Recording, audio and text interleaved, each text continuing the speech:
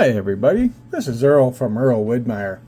I recently had a friend who came to me and he's getting into the DCC world of trains. He has a DC layout, has had one for years, all his childhood and that kind of stuff. And he came to me about asking about getting one of his engines converted into DCC. And I had a lot of spare pieces and things lying around, and so I invited him over, and it was something that he had never done either. Really did a tear down of an engine to do a DCC, and actually it turned out to be a DCC and sound install, which we weren't expecting to do. And no, we had a lot of fun doing this. One thing that my friend, his name's Andrew, he had never actually taken a whole chassis apart. This was an Athearn's Blue Box SD40-2. And these are really simple engines to work on, especially to do a conversion and that kind of stuff.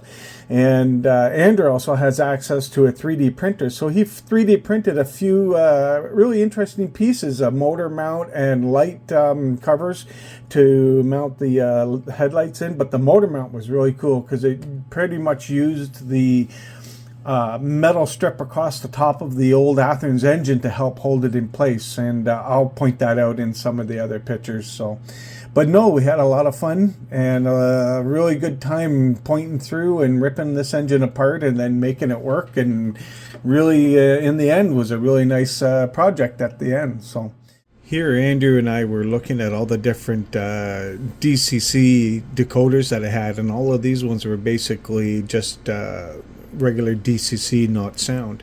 And Adam was gracious enough to let us use one of his older Locksound 5 Direct ones, and we had a lot of speakers left over, so we used that too. Andrew has very access to a lot of different things at where he works, and one of the things was a water jet, and he made me this really cool Earl Widmeyer plaque, and this is a piece of aluminum with a water jetted train face on it.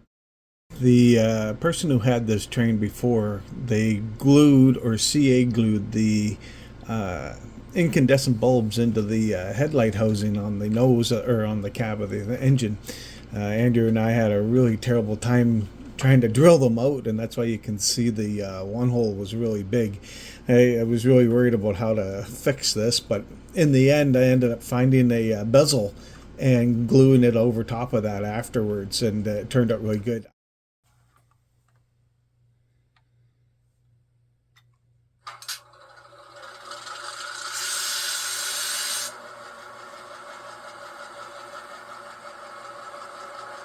I hope everybody enjoys, and let's get into the video.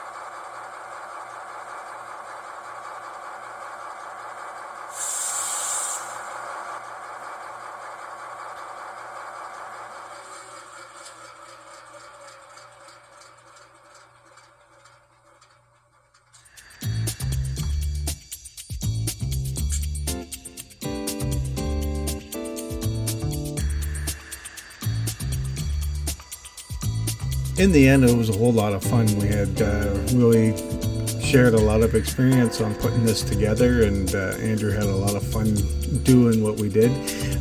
He wasn't expecting me to put an interior in there, I had this interior earmarked for something else, but I thought, hey, you know what, it would look better inside his engine than one of mine, so that's what I did. And then just all of the weathering that I did on it, just used just the panel liner and just went kind of all over it and just went around all of the edges and everything like that, and it really did, you know, look like a dirty old engine, which it should be, right, kind of thing. But you know, it was just trying my hand at putting a little bit more panel liner on something and giving it some life, and that's how it turned out. So Andrew was really happy with it. So that's how she went. I really hope you guys all enjoyed it, and like and subscribe, and we'll see you on the next one.